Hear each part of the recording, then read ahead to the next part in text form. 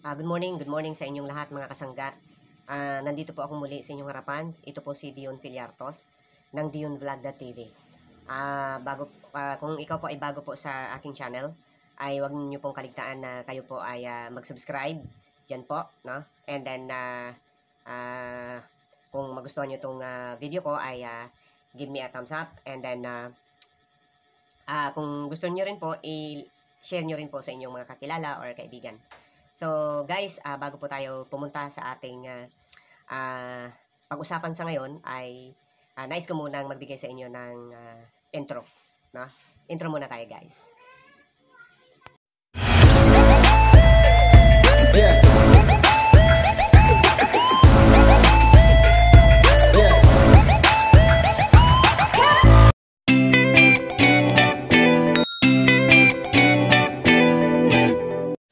So ayan guys, I'm back again, no?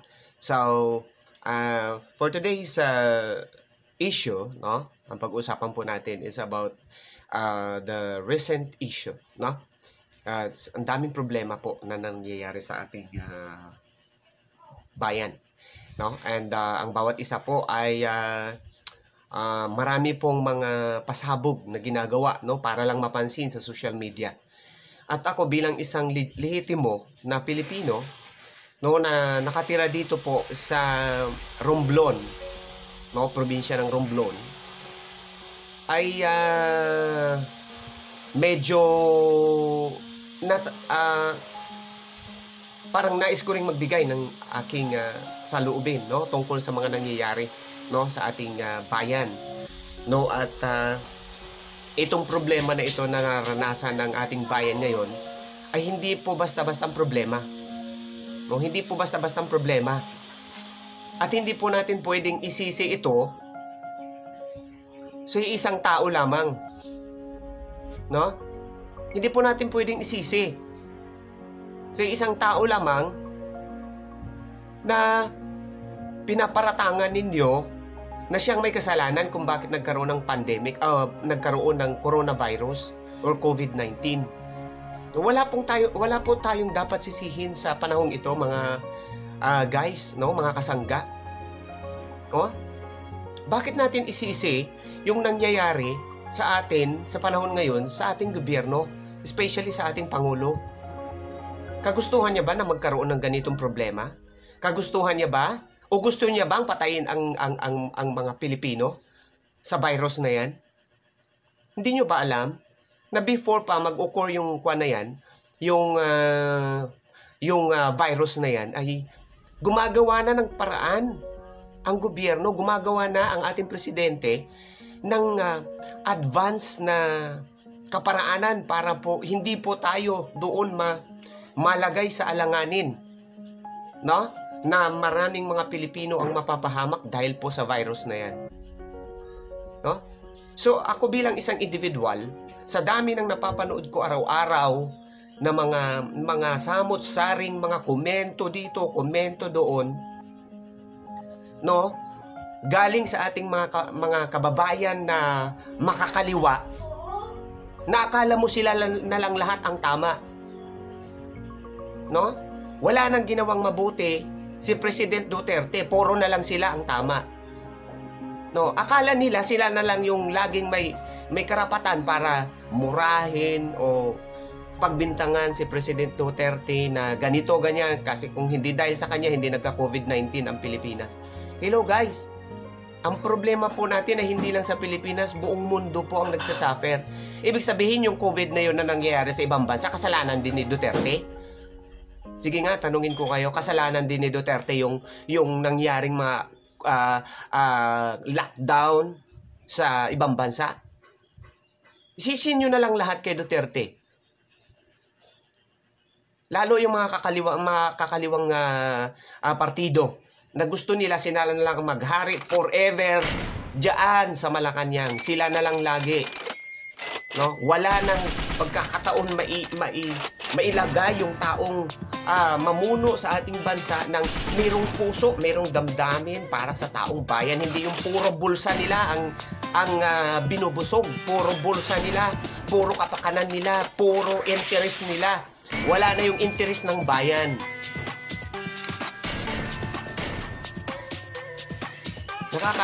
Alam mo, minsan na, ako lehitimo akong Pilipino. At minsan pag naririndi na ako sa mga samot-saring mga komento, dito sa problema pa lang dito pa lang sa aming lugar.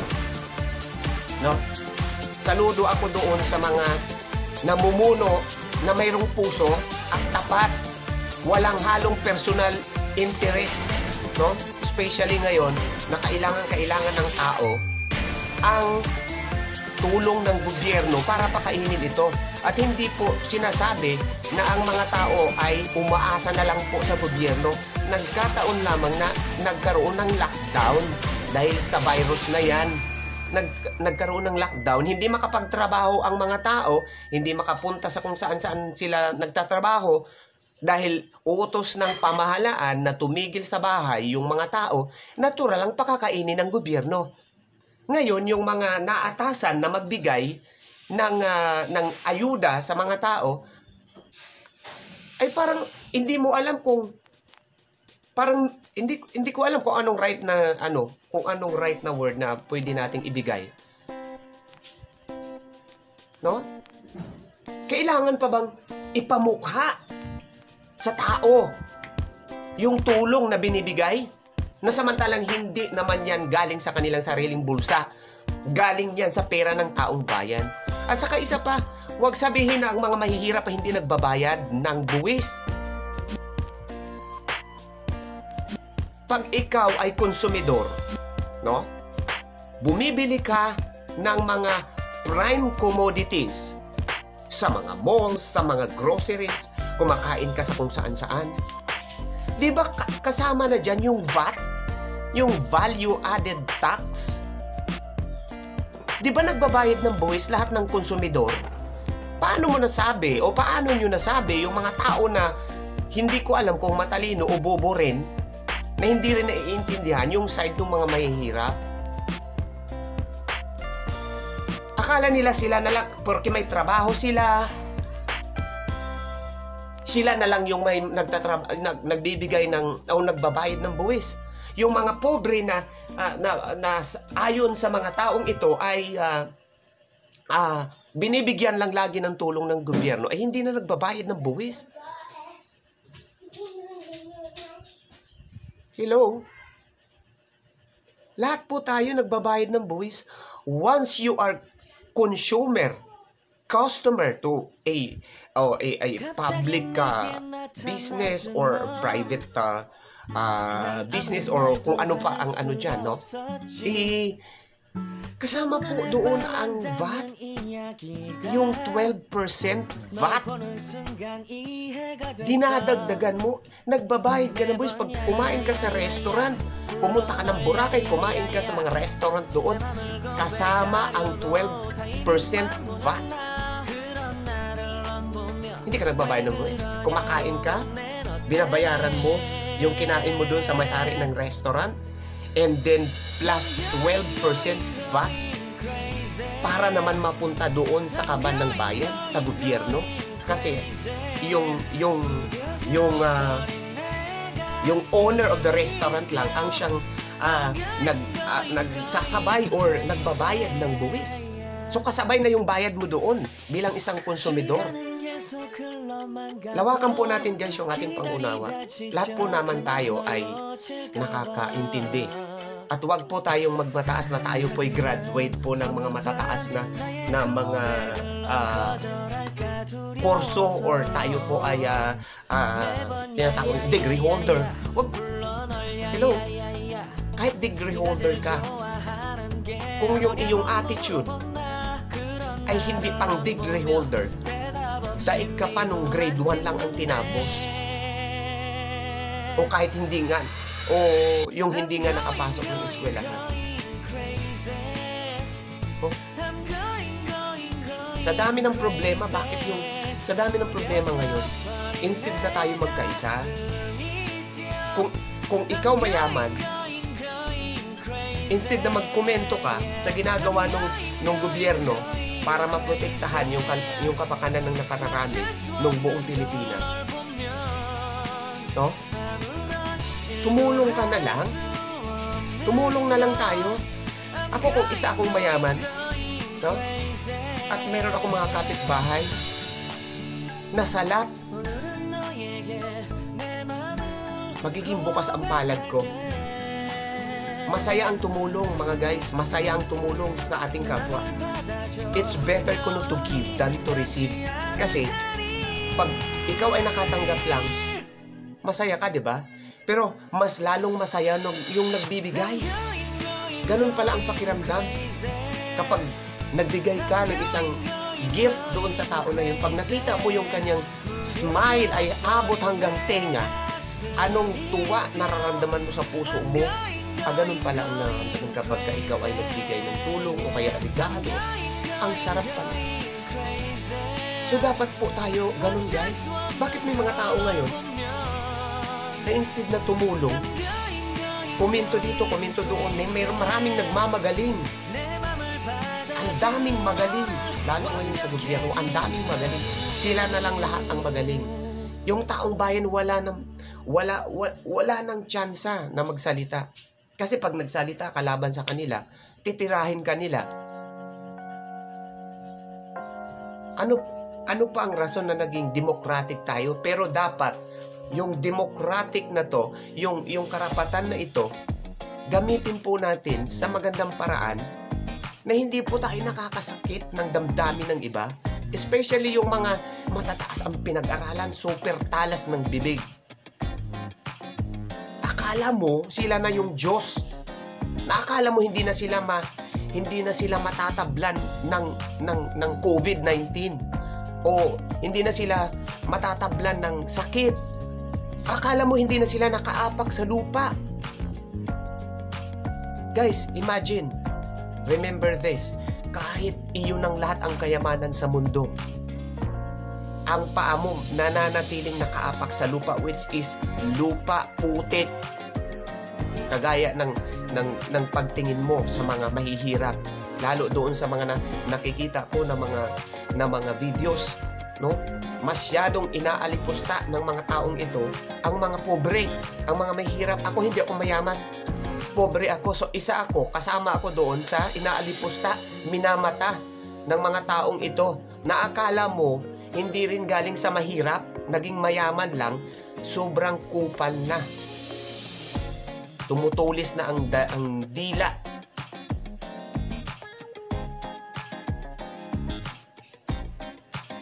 Beware. And disclaimer lang po. Yung aking mga pinagsasabi dito is just only my observation. Regarding doon sa mga news na lumalabas, lalo ngayon nasa crisis tayo. Extend pa doon sa cities, like big cities of the Philippines, like Manila, and then doon pa sa ibang mga cities na medyo talaga as in populated. So in-extend po ng ating Pangulo yung lockdown. Dahil yun po ang prone talaga, no? So mas maganda tayo dito, mas mabuti dito sa probinsya, medyo hindi gaanong kasi po hindi po gaanong prone, kasi po medyo naging maagap din po. So thank you po sa mga frontliners natin, sa ating mga sundalo, sa ating mga pulis, sa ating mga barangay tanods, no? Sana po mabigyan din po sila ng magandang benepisyo, no? Kasi sinusugal din po nila yung kanilang buhay, ang kanilang kalusugan, pati ang kalusugan ng kanilang pamilya na isusugal. So sana mabigyan din po sila ng karampatang yung tinatawag nating hazard pay.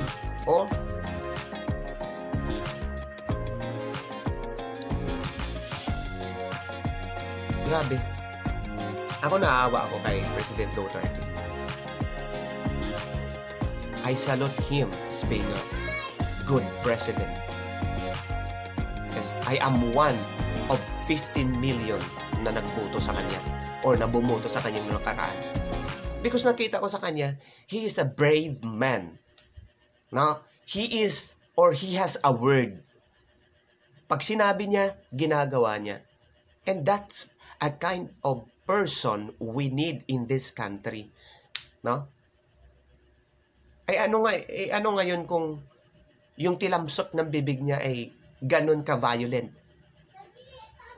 Iba naman yung lumalabas sa bibig, iba naman yung kanyang puso. Bakit? Sa tigas ba naman ang ulo ng mga Pilipino? Kung hindi ka gagawa ng paraan kung paano mo ito mapasunod. Sa palagay mo ganun-ganun na lang. Imagine, ang daming nagdumaan ng mga presidente. Sino po ang nakapuksa? Hindi man 101% inanalipol yung mga drug syndicates dito na malalaki sa Pilipinas. Pero at least nabawasan. Pero it doesn't mean na siya ay kriminal or kriminal na killer. Nakita nyo na bang pumatay si Duterte? Yung word na lumalabas sa bibig niya is just only a way na para masindak yung tao. Kasi ang Pilipino, number 1 katigas ng ulo. Number 1. Ha? May nature ng Pilipino. I am a Filipino. Nature ng Pilipino, yung utak talangka. Sarado ang isip sa magaganda. Kumbaga, sa 10 ginawa mo, nakagawa ka lang ng isa na mali, yung siyam na wala na, yung nakita yung isa na nagawa na mali. We are human. We cannot be perfect all day long. Or sa lahat ng buhay natin, hindi po tayo maging perfecto. Hindi po natin kaya maging perfecto. Pero ganun pa na, ginagawa po ng ating Pangulo yung kanyang kakayahan no 100% or 101 or 101%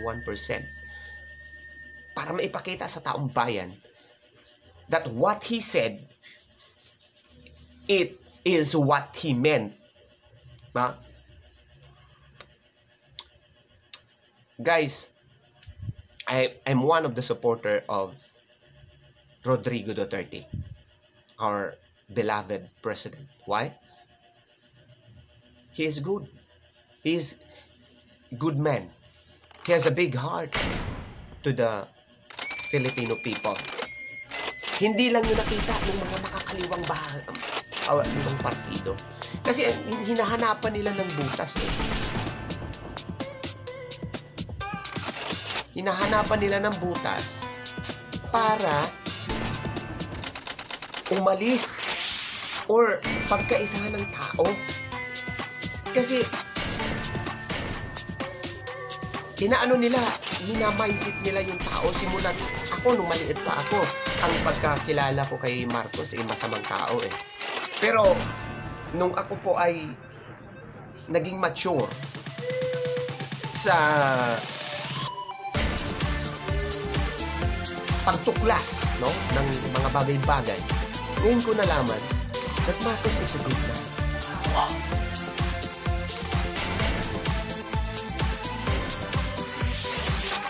Mabuting tao si Marcos. Like President Duterte, iniisip niya yung kapakanan ng taong bayan na kanyang nasasabi. Kaya doon sa mga babatikos kay President Duterte, congratulations sa inyo guys. Dahil siguro isa din kayo sa mga bayaran, no? Pwede kong sabihin na mga utak talangka din kayo. Hindi ako nakikisabay doon sa issue. It's my own opinion. It's my own observation. Ang daming taong instead na yung isang tao pag nakita niyang umaangat, sinisiraan niya para lumubog. Ganon po ang nature po ng Pilipino. Aminin man natin sa hindi, pero hindi naman lahat. Pero bilang isang Pilipino, nakatatak na sa tao na ganon ang Pilipino. So pati yung mga hindi ganon, nadadamay na. Nadadamay na mga guys. So imbes na magtulungan tayo ngayon, imbes na yung personal na mga partido ang iniisip natin kung sino naman ang uupo doon sa susunod na halalan, harapin muna natin itong problema na to. Tulungan natin yung ating mga yung ating mga namumuno, especially yung ating president, tulungan natin, suportahan natin. Huwag muna natin isipin yung partido, kung saan akong partido, sino naman kaya uupo doon, sino naman kaya ang mamamahala sa Pilipinas. No. Ang daming hinaharap na problema ng Pilipinas. Ang dami. Ang daming kalamidad. Bawat isang presidente na umuupo, ang daming challenge. Kung ako ang maging presidente, hindi ko alam kung kakayanin ko. Ganon din po ang nararamdaman ng ating presidente.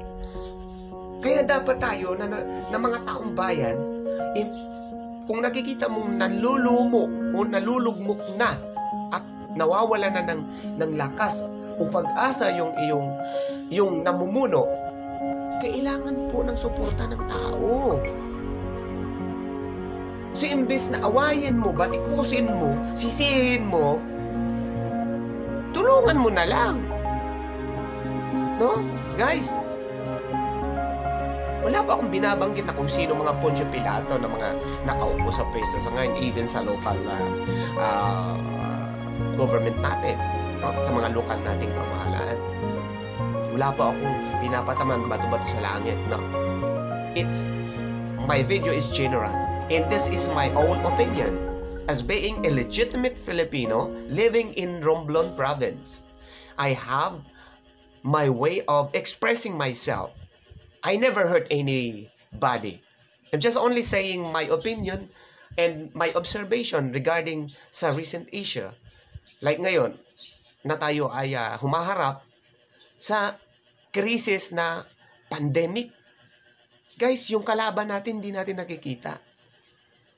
Imagine, hindi po natin nakikita. Tumulong na lang po tayo kung meron po tayong maitulong. Kung ikaw po'y mayaman at sobra-sobra na yung kayamanan mo, mahabag ka po sa iyong kapwa, sa iyong kababayang Pilipino na salat. Wag nyo, meron po akong nakitang mga videos diyan na mga mayayaman, kinakaway pa yung pera, tig-1,000. Pinapamukha mo sa mamamayang Pilipino na mahihirap na parang minamata-mata mo. Hindi po dapat ganun, guys. Matakot po kayo sa Diyos. Dito lang yung kayamanan na yan. Ang importante, mag-impok po tayo ng kayamanan sa langit. Gumawa ka ng mabuti sa kapwa mo. Matutuwa pa sa iyo ang Diyos. Pagpalain ka pa. Kasi sabi ng Panginoon, sabi ng Biblia, kung ano ang inihasik mo, siya ring babalik sa iyo. Kung ano yung ipinunla mo, itinanim mo, siya ring aanihin mo. So, kung kasamaan yung iyong inihasik, natural ang aanihin mo. Ay kasamaan din. Right? Kaya guys, sana po, imbis po na mag-away-away tayo, manalangin po tayo sa taas. Huwag po tayong magpataasan ng ego. Huwag po tayong magpataasan ng, uy, college degree ako. Tapos po ako ng abogado, ng engineer, or tapos po ako ng teacher, tapos po ako ng kung ano-ano pa dyan, doctor, or, yes? Hindi po nakasalalay sa degree mo yung kagahandahang asal. Meron pong mga walang pinag-aralan na mga individual, pero napakaganda ng ugali. Hindi po nakapag-aral ng mataas na pinag-aralan. Meron naman pong graduate po, lahat ng mga degree, ng mga kurso na pwede na lang kunin dahil mayaman sila. Pero, ganon din kadami at kasama ang kanilang ugali. Mas mabaho pa sa imburnal yung kanilang mga pag-uugali. Bakit nyo inaaway yung mga mahihirap? Kasalanan ba na maging mahirap? Hindi po. Oo nga, sabihin natin na tayo ang gumagawa ng kapalaran natin. Ha? Eh, destiny mo yun eh. Bawat isa sa atin may destiny. Hindi naman pwede na lahat tayo ay milyonaryo na lang. Sino na lang ang magtatrabaho sa bukid? Sino lang ang mangingisda? Kasi pag mayaman ka, daming pera, ang dami mong milyon sa bangko, mangingisda ka pa ba? Magtatanim ka pa ba sa bukid? Magbibilad ka ba sa araw? Kasi ano ang nasa isip mo? Nasa isip mo, marami akong pera. Kaya kong bilihin ang nais ko at kaya kong bilihin lahat ng pangangailangan ko dahil marami akong pera. Pero guys, yung mga mahihirap, yung mga pobreng mangingisda, mga nagtatanim sa bukid, pag nagkaubusan ang pagkain, ang dami niyong milyon sa bangko. Sige, kainin niyo yung inyong millions. Pero yung mga pobre hindi mamamatay. Bakit? Marami silang tanim sa kanilang bukirin. Ay paano ngayon kung kayo ang hindi pakainin, hindi kayo pabibilihin? Ha? Yung ating agriculture industry. Mga mahihirap yan sila. Sila yung nagbibilad sa araw para magtanim ng palay na ibibili ng inyong mga pera na milyon-milyon, bilyon-bilyon. Yung pera guys, walang saysay yan, walang value pagdating ng panahon. Kaya sa ngayon, kailangan ang tulong ng taong bayan, huwag mo pahalagaan yung pera mo. Kasi magiging walang silbi yan. Tingnan natin kung hindi tayo bumalik sa zero. Doon sa simula. Tingnan natin kung sino mabubuhay. Kaming mga mahihirap, kaya naming magbungkal ng lupa. Kayong mayayaman, kaya nyo? Kaya nyo magbungkal? Kaya nyo mag-araro? Kaya nyo magtanim? Kaya nyo magpainit sa araw? Kayong mayayaman, kaya nyo lumangoy ng dagat? Sumisid para manguha lang ng mga isda o kung ano pa dyan? Kaya nyo? Kainin nyo yung pera nyo. Dahil pinagmamalaki nyo at minamata nyo ang mga mahihirap.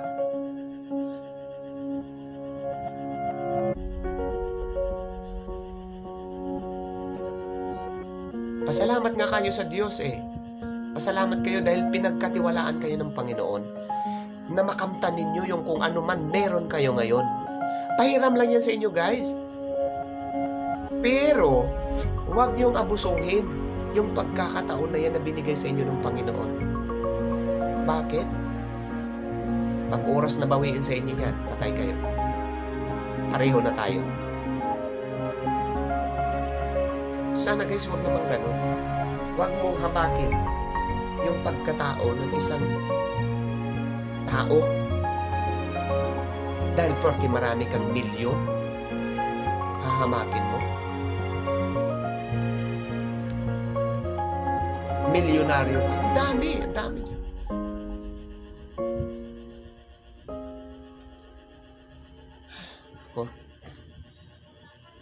Ako simula nung nag-lockdown, hindi ako umalis ng bahay dahil gusto kong tumulong sa gobyerno. Though I am a vlogger. Vlogger ako. Dito lang ako nagbablog sa bahay. Nandito ako sa kwarto ko. Dito. Hindi ko na ipapakita kasi pangit ang aming bahay. Hindi kagaya ninyong nandiyan nga kayo sa mansion. Pero mga ugali ninyo, mga kwago. Mas mabuti pa daw tumira sa kubo kisa na naman sa bahay na bato na ang nakatiray kwago. Tama po. Tama po yun. Aanhin mo nga naman ang bahay na bato kung ang nandoon naman ay leon, nandoon ang kwago, nandoon ang mga no? Sana na-gets nyo mga guys.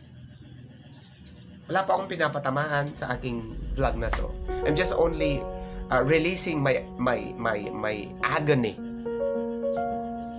Because all of, all the period of lockdown, ang dami talagang nag-occur aside from the occurrence of coronavirus. So, ang dami pang mga occurrence, no? Before pa mag-lockdown. And then during the lockdown, I don't know after lockdown, hindi ko lang alam kung ano naman ang mga revelation na mangyayari. So we should have to be prepared to face what is next after this lockdown. Sana po yung coronavirus will end very soon na. God will kill that virus. No, the spirit of coronavirus will end very soon. because God protects His people, especially Pilipinas. Mahal po ng Panginoon ng Pilipinas. So, be responsible guys, all Filipino people.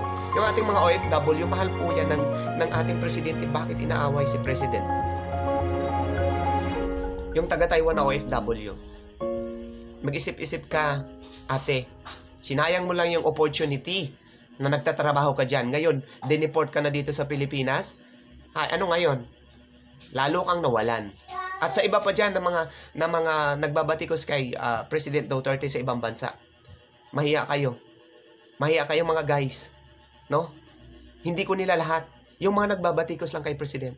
Hindi nyo ba alam? Mahal niya ang mga OFW. Gumagawa siya ng paraan para mabigyan po ng magandang serbisyo ang ating mga OFW. Because you are the hero, the new hero of, yung makabagong panahon. Kayo yung makabagong hero ng ating panahon. Bakit? Because you have contributed a lot sa ating bayan. And President Duterte valued it very much. Pinapahalaga niya yan. So that's why he loves all OFW around the globe. Kahit yung kumakalaban sa kanya, kasama po kayo dyan sa benepisyo niyan. Hindi nyo ba naiisip? May yaya naman kayo mga guys. Kung sino man yung kumakalaban kay Duterte.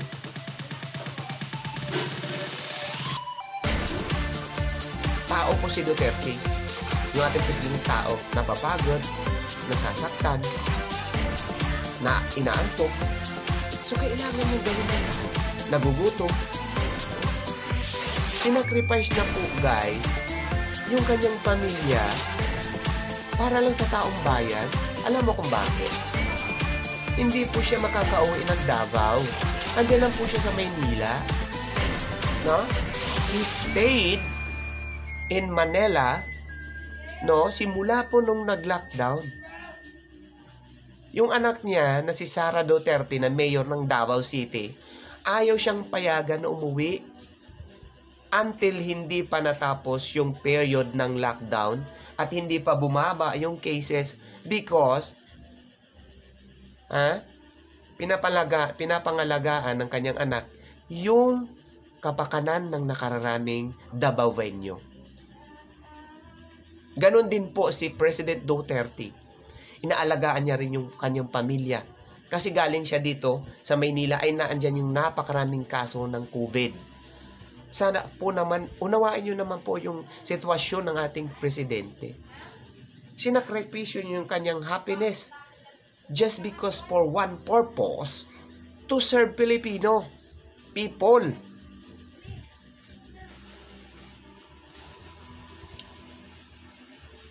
Tao po si President Duterte, nasasaktan po yan. Sa ibang bansa po, ako po'y galing po ng Cambodia, galing po ako ng Laos, Thailand, Vietnam. Nagstay po ako sa Cambodia for about 6 months. So I know, in my 6 months of stay in Cambodia, I learned of, a kind of government they have, a kind of law they have. Now, once that certain individual speak against the government or against the king, hello, kawawa ka. Uhulihin ka, ipapadampot ka, and then they will give you, what you've done has a, punishable or punishable by law. No, yun po ang batas nila. Kung hindi ka puputulan ng ulo or kung ano dyan. Ganun po. Nagturo po ako sa Cambodia. At sinabi ng iba na yung English ko daw barok. At least I try and I learn. So while I am growing older, I learn something and many things. Ganun mga Pilipino eh. Ang mga Pilipino napaka perfectionist. Instead of correcting the mistakes, anong ginagawa? Ibubuli ka nila. No? Ganun po ang mga Pinoy. They laugh at you once they find mistakes. especially, magsalita ka lang ng maling grammar. Hello, perfectionist, pero ang foreigner, hindi po ganyan. Hindi po. Once they understand, no, you, as being a Filipino, we cannot something like an American na talagang as in. Pero kahit American, mali-mali po ang kanilang construction ng grammar. Pero meron po ako kasing na find out sa aking sa mundo ng Facebook, YouTube. Sobrang galing. Sobrang galing. And then salute. Kudo sa iyo, kasangga. Salamat sa iyong panlalait sa akin. I thank you very much. At least I learned now. And doon sa mga taong hindi ko naman pinagmamalaki yung aking channel because I am only a small YouTuber, a small vlogger, a beginner. I don't have even, wala pa ako doon sa lugar na kung meron kayo, kung sino man kayo, no? Wala pa ako doon sa lugar na yon. At kapag dumating ako sa lugar na yon, na kung saan nandun na kayo sa tugatog ng tagumpay, hindi po ako magiging kagaya ninyo na napakatalas po ng bibig. Instead of helping somebody, no? Because I have my advocacy to help people, especially the poorest among poors. That is my heart. I have my big heart. Kung halimbawa meron akong itutulong sa tao, itutulong ko siya. And that is my purpose. Why I entered the world of YouTube. That is my great advocacy. Salamat po sa aking mga bashers dyan. Kung meron man. Meron akong mga bashers.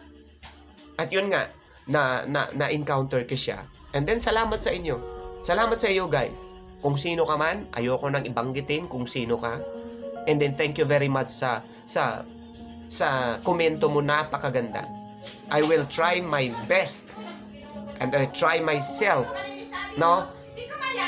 Though hindi ako magiging perfecto 101%, pero ginagawa ko to learn something more than what I have right now.